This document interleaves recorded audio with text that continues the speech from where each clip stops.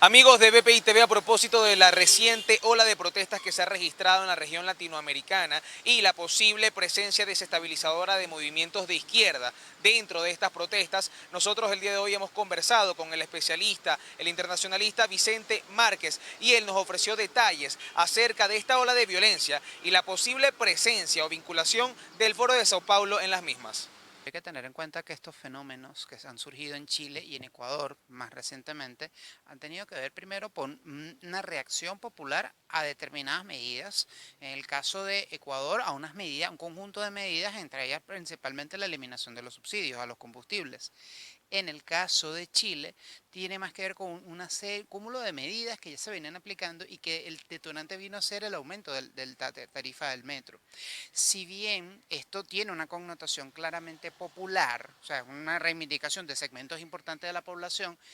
existe, por supuesto, un cierto elemento motivacional de parte de estos grupos vinculados al Foro de Sao Paulo, que por supuesto pescan en toda esta situación, van generando, por supuesto, avivamiento del descontento, de alguna manera organizando cierto tipo de acciones y reacciones que quizás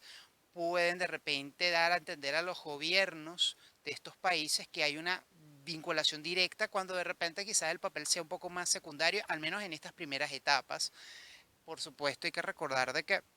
al ser movilizaciones populares, por supuesto, estas movilizaciones que tienen que tener detrás una organización política para que puedan tener una sustentabilidad en el tiempo. Así que muy probablemente estos grupos vinculados al Foro de Sao Paulo, que todos sabemos que son generalmente grupos ubicados a la izquierda del espectro político, pueden estar generando movilizaciones, pueden estar haciendo una organización detrás de toda la movilización para de alguna manera proseguir con estas protestas quizás a un mediano plazo, unos días más, unas semanas más, sobre todo en el caso de Chile, en donde se ve que la reacción del gobierno ha sido de contener la protesta y aplicar una política de contención y de represión a estas protestas que en algunos casos se ha salido de control totalmente con saqueos y atentados a la propiedad privada. En este caso, de ser cierto, este vínculo entre el Foro de Sao Paulo y esta ola desestabilizadora, ¿cuál sería el objetivo? O sea, ¿con qué fin estos movimientos izquierdistas buscarían generar caos en distintas regiones de Latinoamérica? La inestabilidad, por supuesto, siempre ha sido caldo de cultivo perfecto para, de alguna manera, dar a entender el clásico discurso de que ven, esta situación se pudo haber remediado con la aplicación de otras medidas de signo totalmente contrario. Si hacemos un poquito de memoria, la Bolivia pre-Evo tuvo mucho de esto, movilizaciones, protestas, huelgas, conflictividad social que llevó a ir a entender de que la solución a todo esto tenía que ser un cambio de modelo, un cambio de paradigma y optaron por la alternativa justamente del que estaba capitaneando esa situación en aquel momento. Probablemente este mismo guión se esté de alguna manera retomando, por supuesto adaptada al contexto de cada uno de los países y teniendo en cuenta, por supuesto, la dinámica interna de cada uno de ellos. Pues Puebla es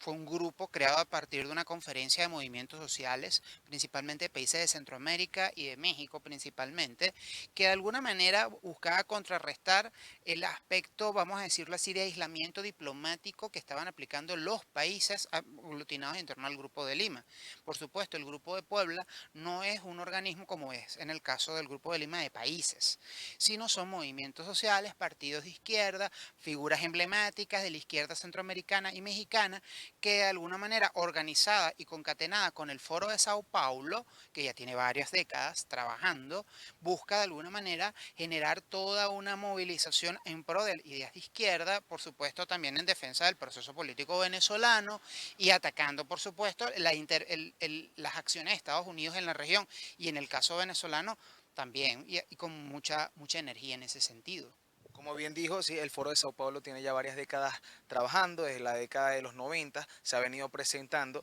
Sin embargo, el último Foro de Sao Paulo se realizó acá en el territorio venezolano el pasado mes de julio. En este caso, ¿qué vinculación puede existir entre el Administrativo Nacional de Nicolás Maduro con esta ola desestabilizadora con influencia del Foro de Sao Paulo? Yo pienso que más que una intervención directa del gobierno, pudiera haber intervención indirecta. ¿En qué sentido? En apoyar movimientos sociales que busquen generar esta estabilidad, una protesta, un descontento ciudadano y de alguna manera ir generando toda esta situación, esta masa crítica que pueda generar después un hipotético cambio político. en un escenario electoral posterior en estos países. Adicionalmente a eso tenemos el hecho de que el gobierno, si bien no tiene los recursos financieros para apoyar a determinada figura política, puede perfectamente hacer su apoyo a través de sus redes diplomáticas. Hay que recordar que la mayoría de estos países mantienen las embajadas venezolanas y no es mentira de que muchos de los funcionarios que están en las representaciones diplomáticas del gobierno venezolano, del Estado venezolano, no son personal de carrera, son actores políticos y pueden usar este tipo de figura diplomática para generar cualquier tipo de apoyo logístico, inclusive a nivel metodológico, inclusive de asesoría en cuanto a el desarrollo de estrategias de movilización, de lucha de masas y todo esto en función de generar este tipo de inestabilidad. Ahí puede ser más el papel activo del gobierno que de alguna manera mandar quintas columnas y hacer apoyo financiero, ese tipo de cosas que quizás en este momento Venezuela no esté en condiciones, pero puede hacer esto otro, que es el apoyo más a nivel de asesoría en un perfil, aprovechándose en este caso de una mampara diplomática que todos sabemos que es una realidad en el caso de lo que es las representaciones diplomáticas venezolanas, lamentablemente en la actualidad. En este caso, ¿cuál podría ser el desenlace de esta ola desestabilizadora? ¿Cuáles serían las consecuencias de las mismas en la región latinoamericana? Bueno, va a depender mucho de la dinámica de cada uno de los países. En el caso de Ecuador se vio que el presidente Lenín Moreno, en un ejercicio de pragmatismo, decidió sentarse con los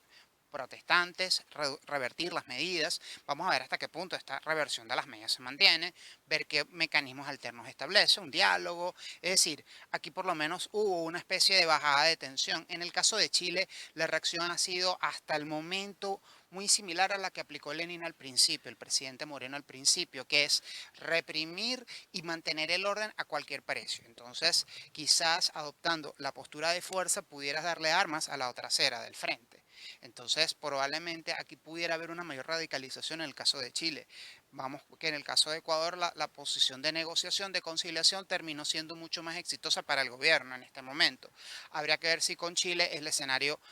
puede ser ese o irse directamente ya a un escenario de mayor violencia y polarización política, que es lo que al final pudiera generarle cartas al gobierno, habida cuenta de que a nivel regional las cartas no están del todo claras para el gobierno en cuanto a la recuperación de aliados. Se habla mucho del triunfo de Fernández en Argentina, pero hay que recordar que Evo haga una segunda vuelta con mucha probabilidad y en un escenario de segunda vuelta no tiene el triunfo asegurado. Entonces sí, estamos cambiando un aliado por otro, eventualmente, hipotéticamente, sin olvidarnos el caso de Uruguay, en donde hay un candidato que es el del Partido Nacional que tiene todas las probabilidades de ganar en segunda vuelta frente al candidato del oficialista Frente Amplio. Es decir, estamos viendo que el escenario latinoamericano se está viendo muy volátil, muy movido y evidentemente hay la posibilidad de que haya eventualmente recambios y eso de alguna manera el gobierno pudiera estar pescando en ese escenario para tratar de generar inestabilidad en estos países, como de alguna manera también zafarse un poco del tema de Venezuela ser el único foco, sino generar otros focos, que eso es quizás a nivel estratégico para ellos mucho más importante. ¿Y a qué se debe este avance de movimientos de izquierda en la región latinoamericana? Mira, hay que recordar que la realidad de cada uno de estos países es distinta. Sin embargo, hay una generalidad en casi todos ellos. La aplicación de políticas económicas que si bien en el ámbito macroeconómico han sido muy exitosas, están generando un costo social a la larga y en el momento presente muy importante. Entonces, ¿qué pasa? Que cuando tú tienes de repente una economía sana, pero con unos indicadores sociales preocupantes, como en el caso de Chile, que nadie duda de la solvencia económica de Chile, pero los indicadores sociales te dicen que, por ejemplo, un chileno promedio te gana una media de $600, pero casi un 40% de su sueldo se va en transporte y en servicios. Adicionalmente, el costo de la vida, el costo de arriendo, es decir, cuando tú te pones a ver la capacidad de ahorro de un chileno medio es muy baja. Entonces eso de alguna manera también genera un grado de insatisfacción que pudiera ser aprovechado por otros actores políticos radicales para pescar en río revuelto, como se dice coloquialmente. Entonces, ese es un escenario. En el caso de Ecuador, tenías un escenario no tan neoliberal, con una economía relativamente sana, pero con un excesivo gasto heredado de la administración de Correa. El gobierno muy responsablemente dijo, nosotros vamos a reducir el gasto y eso implica reducir subsidios, lo que a la larga repercutió en la movilización que acabamos de ver en Ecuador. Entonces hay que tener en cuenta que cada escenario en la región es distinto, pero en muchos de esos escenarios el tema social está presente ahí. Hay que recordar que en América Latina, de cada 10 personas, 4 son personas que viven en los linderos de la pobreza. Entonces eso significa que estamos hablando de que te sirve un desarrollo económico en general, ojo, cuando tienes unos indicadores sociales que están ahí y que no podemos dejar por fuera. Entonces, eso es quizás un arma que puede ser utilizada por la izquierda para decir, hey, vamos a hablar de otras cosas, vamos a hacer otro tipo de modelo a la larga con un precio de inestabilidad y de desorden, que es lo que se está viendo en la actualidad. En este caso, con respecto a Chile, que es la región que vive actualmente pues, una ola desestabilizadora de muchas protestas, con lo que me acaba de decir,